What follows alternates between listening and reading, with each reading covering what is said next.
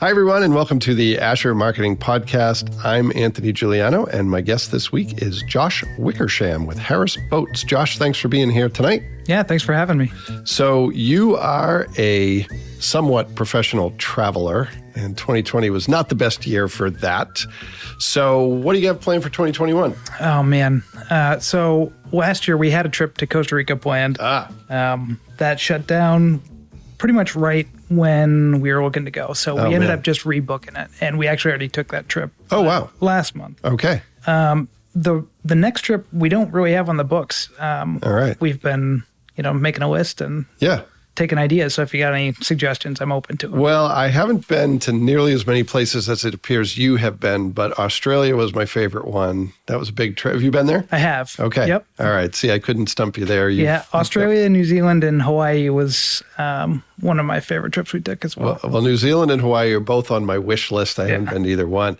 But no, I started traveling really late in life, and the Australia trip was only a few years ago, and that sort of changed the way I think about travel. I had a friend, a former coworker named Jeannie Otis, who when I came back from Australia, she said, you travel for three reasons. You travel to see people, you travel to relax, and you travel for adventure. And only late in life did I find out that I kind of like the travel for adventure. So I've got a lot of places left to see. Of all the places you've been, what are some of your favorites? Oh, man. So New Zealand, I would put at the top of the list. The people were great. Food is pretty good. Yeah. And just the landscape is gorgeous. There's a reason they shot Lord of the Rings there. Yeah, sure. Everywhere you look, it's beautiful. Sure. Anything in the U.S. that you would recommend that maybe people don't think about? Or is most of your travel international? We started doing more U.S. travel. Back in college, my family took me on a road trip through like South Dakota, and then out over into Wyoming. And the Black Hills were gorgeous. It's not too far, maybe a day and a half drive if you spend the night. And there's a lot you can get to. Yeah. So basically anywhere, really. Yeah. I've not been somewhere that I'd be like, oh, I'd never go back there. I'm kind of the same way. And I said that once and somebody challenged me. I was like, no, really, I'd go just about anywhere. Yep. I obviously want it to be safe, but I'm up for a little risk too. So, So what is now, I'm going to ask this question. It's completely selfish. I'm asking this for my own purposes. If anyone else benefits from it, great. But what are some like tips that you've learned as a traveler that you think people should know that maybe they don't know? I've got a lot of friends who like to do, the resorts, and they, do all-inclusive stuff, and that's not really our style. We like to do a lot of the Airbnb stuff. Before kids, we were doing a lot of the shared space. Yeah. So, you share a bathroom, share a kitchen with the host. It's a great way to really experience how people are living over there. You get a lot of local tips, like the best restaurants that may or may not be on TripAdvisor. And just, making sure you spend time doing the little things. And, it's about the journey and not necessarily the destination. So taking public transportation is a great way to kind of see what life's like somewhere else. Yeah. So just, I would say just get out of the resort. Yeah. Not that you can't do that. Those are great too, but sure.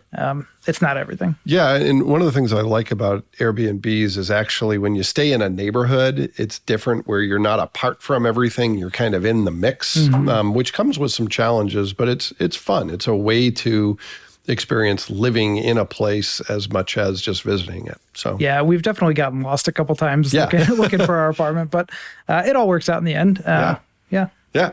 Well, we're not here to talk exclusively about travel because this is, of course, the Asher Marketing Podcast, not the Asher Travel Podcast, although maybe someday we'll do that. Who knows? But we want to talk about a few things that we typically discuss on this podcast, one being your career path, another being the organization you work for, and then some of the projects you're involved in. So let's start with career path. You mentioned before we hit record, grew up in Middlebury, went to Huntington University, studied film production. Is that correct? Yeah, that's right. So tell us how you get from there to where you are today.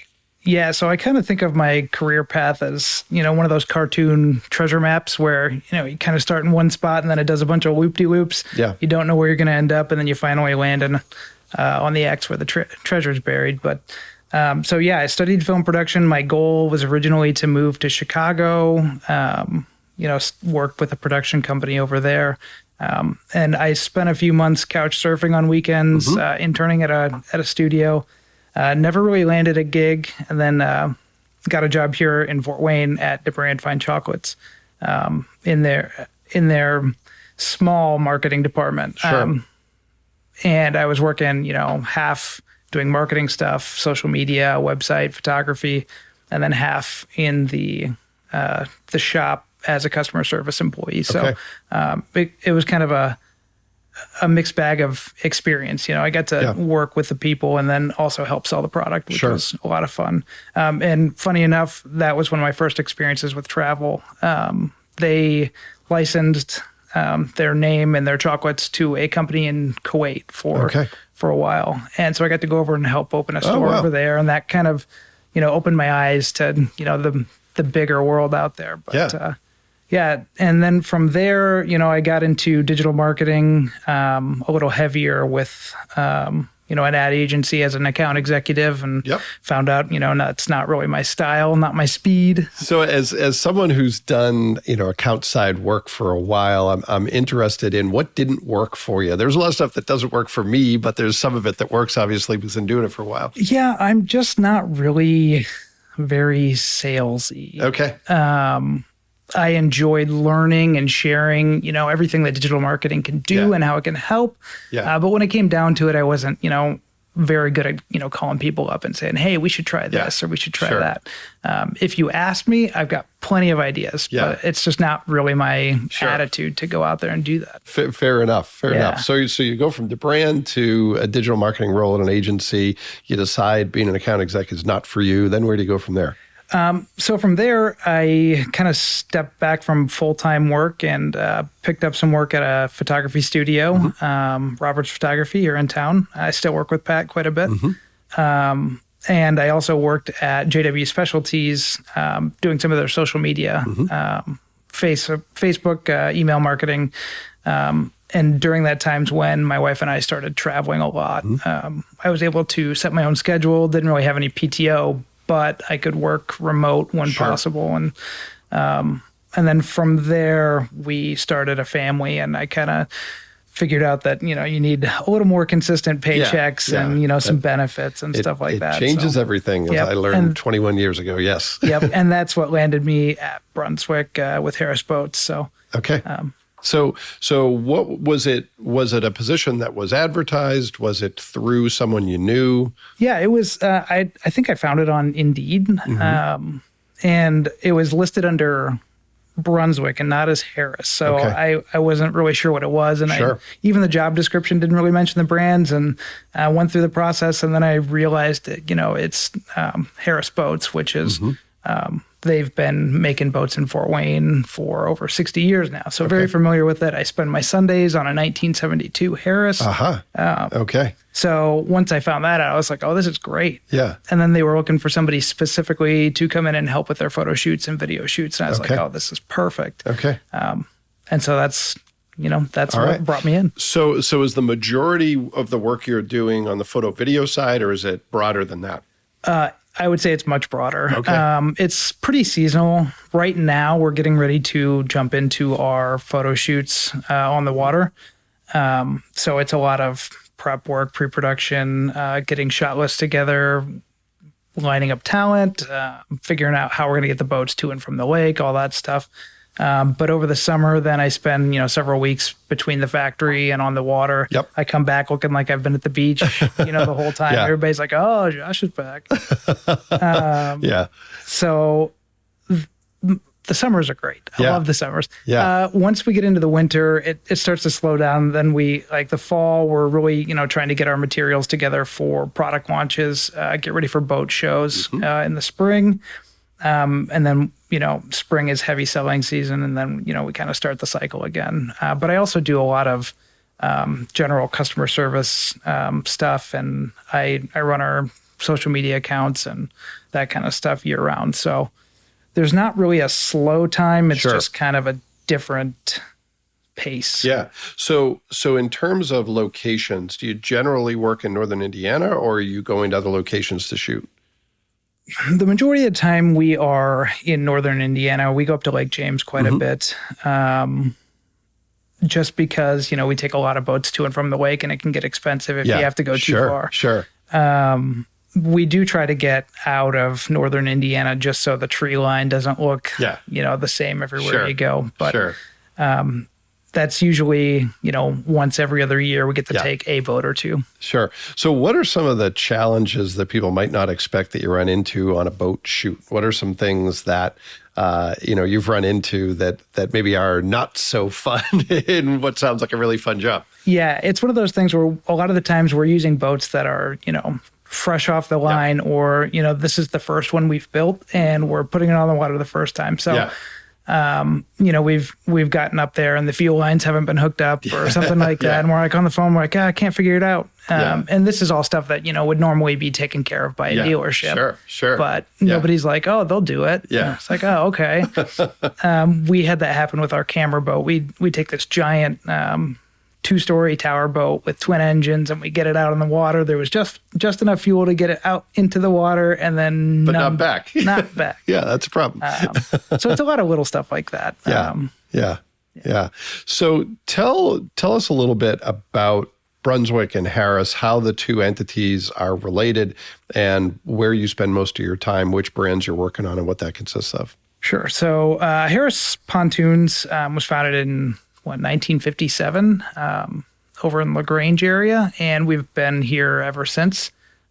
Manufacturing pontoons specifically. We did deck boats for a while, so there's a lot of Harris and K-Yacht deck boats still out on the water, but we're back to pontoons specifically. Brunswick purchased the company a few years back, and they kind of streamlined the process and said, we're gonna sell pontoons and we're gonna do it well. And Brunswick is a 100% marine focused company now. Okay. So they own Mercury, some of the other big brands like Sea Ray, Bayliner, and I spend most of my time with Harris. I do also work with Cypress K Pontoons, manufactured out of the same location. But the majority of my time is spent with Harris.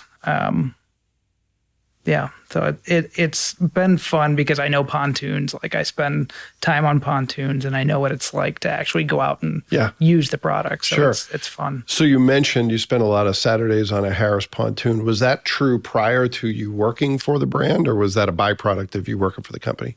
Well, so I married into that one. Aha, okay. Yeah, my wife's family has an old Harris pontoon. That's boat. The best way to have a boat is to know someone who has a boat. Yeah.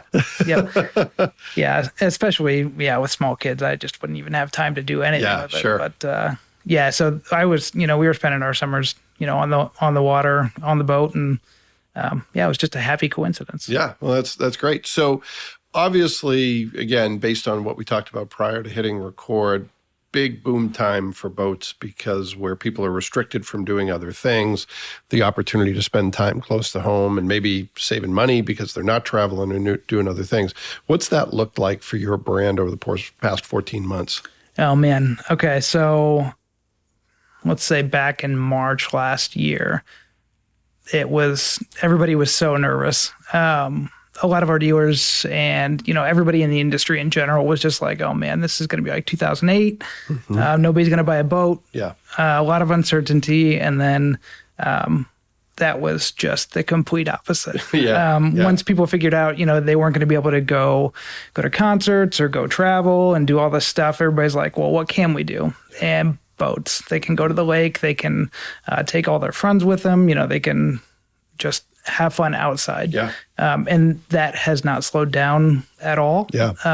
And we don't really foresee that slowing down in the near future. So people have learned that they like it, and they would like to do more of it. Yeah. It's fun. Yeah. So, we're selling boats as fast as we can build them. So. Okay. So any supply chain issues? I know a lot of industries are experiencing that. Is that happening to your brands? Yeah, and that's not necessarily just our brands, the entire industry as well as the RV industry. We share a lot of suppliers, a lot of the same building techniques and any kind of manufacturing process that uses fabrics and stuff like that. There's been a huge constraint on that. So we're to a point where we're working through it and we know what we've got to do. Sure. But yeah, that was definitely a bit of a challenge that the company's been working with. Sure. So what, if anything, has changed? When you have a lot of demand, how does your marketing strategy and maybe even some of the little stuff, how does it change during that time? Yeah. So we're not trying as hard to find new customers. They're finding you. Yes. Yeah. We're not having a hard time doing that. So we're focusing a lot on our current customers and how can we make that experience of owning our boat better. Yep. Because we get a lot of repeat customers. Sure. So we're really working hard on generating brand loyalty and just creating a perfect experience, the moment they put the boat on the water to when they take it out. Okay. And then working on, generating content that is useful to them.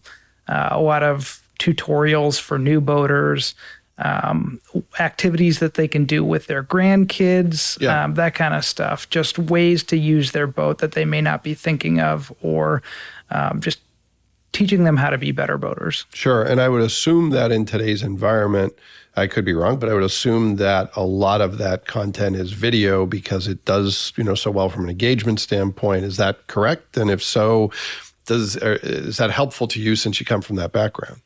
Yeah. So one of the challenges that we have being in northern Indiana is that we are stuck inside for a lot of the season. So we try to get as much video content as we can, during the summer when the boats are on the water. And yes, video plays an important role in that. And I wish we could do more of it. Yeah. But knowing, that 2/3 of the year we're not able to be on the water with the boat makes it a little challenging. So what we're trying to do now is leverage, some of our dealers to help coach them to create content. Yep. Because we're not directly selling the boats. Sure.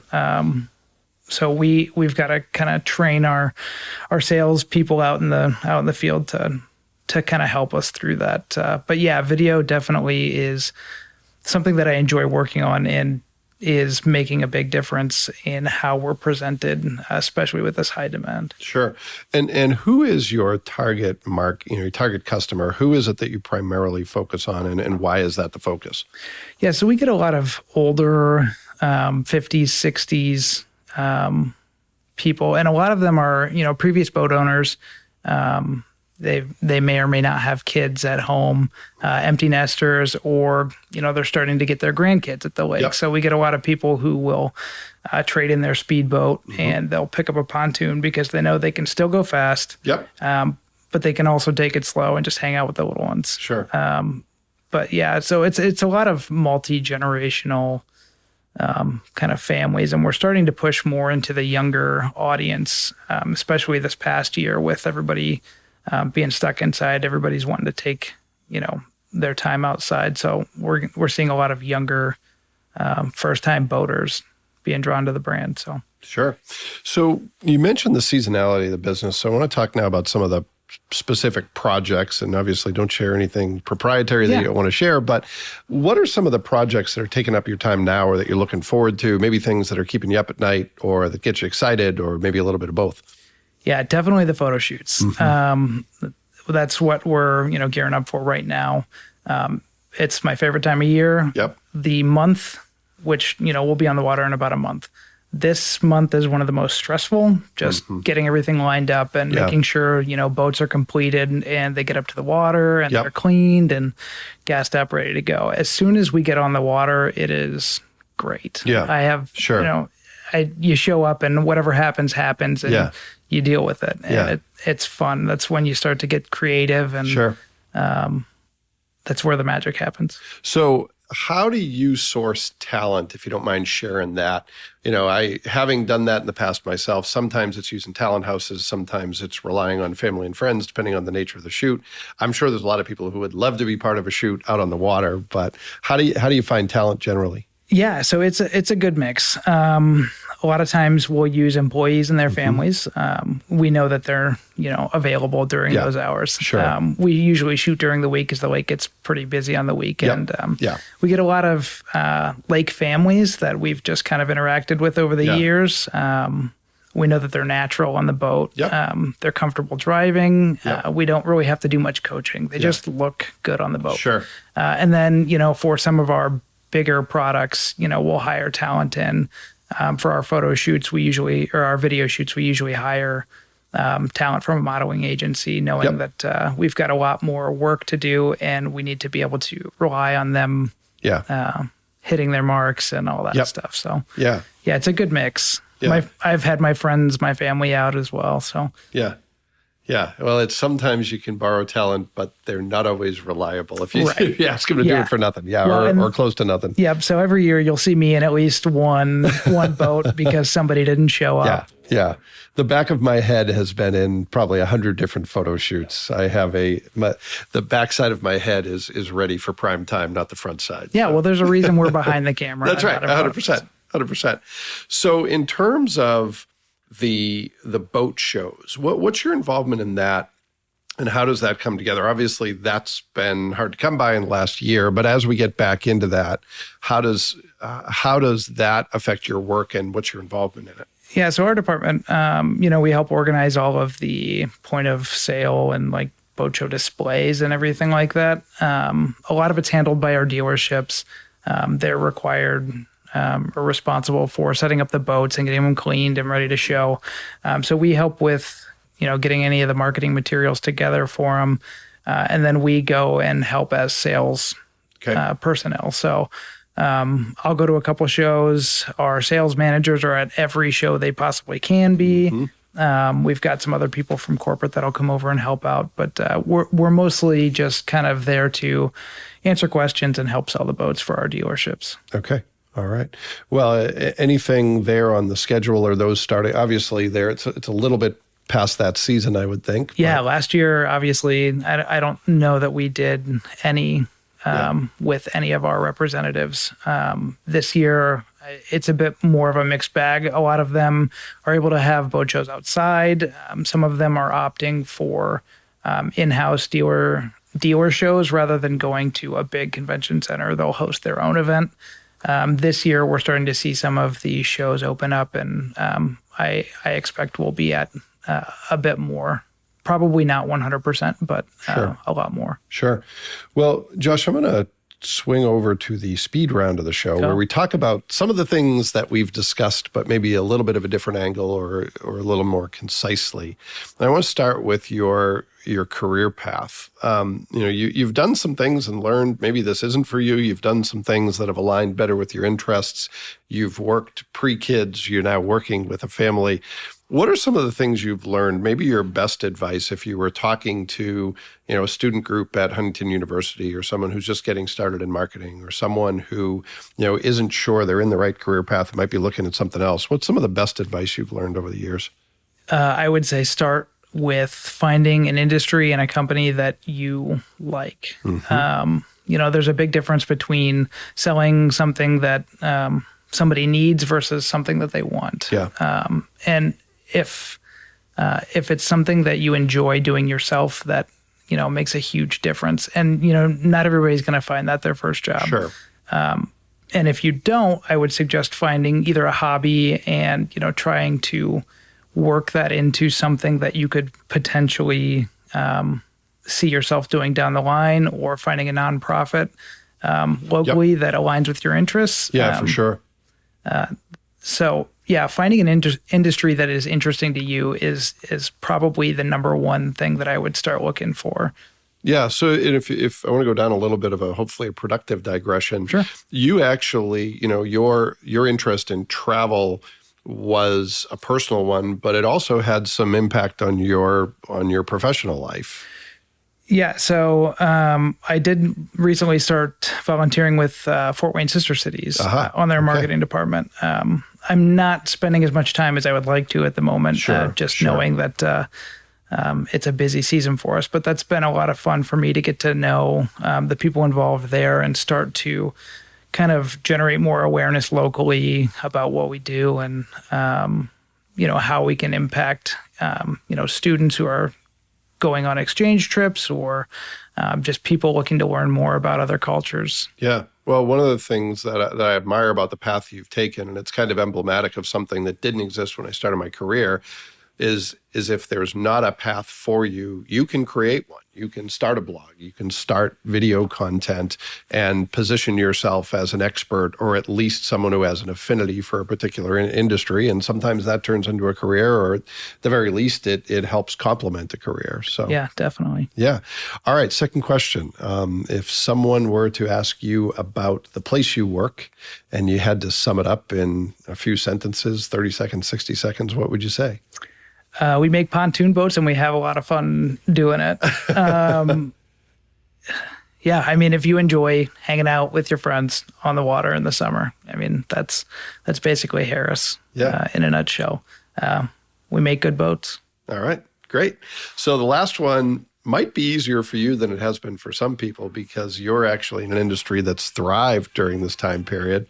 But, what have you learned over the past 14 or so months that you think will stick with you? Because, the last guest that I spoke with, we were talking about, some things changed and pushed forward things that were on the cusp anyway. And now it's just sort of everyday life that we're using them in terms of work, tools at work or ways of working. Any of that or anything else that you learned over the past 14 months that you think is now here to stay? Yeah, I'm a lot more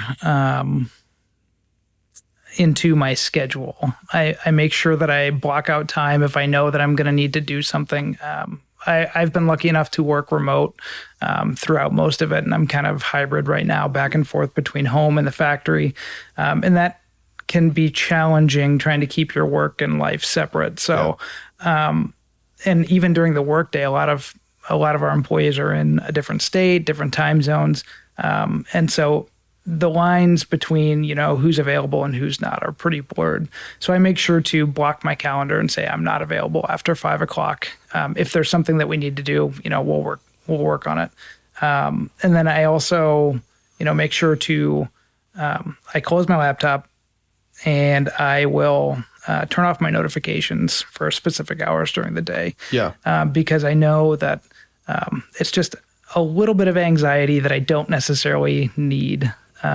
It's easy to feel obligated to work when it's right there. Yeah. And people need to take a break. Yeah. Well, and I think that's great advice. And we've learned over the past 14 months, if nothing else, that while work is important, it's not everything. Yeah. And we can, shut it down and things will continue to move on, either without us or will wait for us when we're ready to get back to work. Yep. Yeah. All right. Well, if you ever need a model for one of your shoots, someone who can sit on a boat and eat and drink, I'm your guy. So keep me in mind. All right. Yeah, we got plenty of waters in the cooler. All right. Just for you. Yeah. Yes. That's my beverage of choice, of course.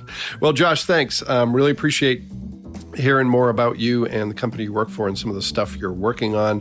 Thanks to you. And thanks to everyone who took the opportunity to listen to this week's episode. We'll be back next week with another great guest, and we hope you will join us then.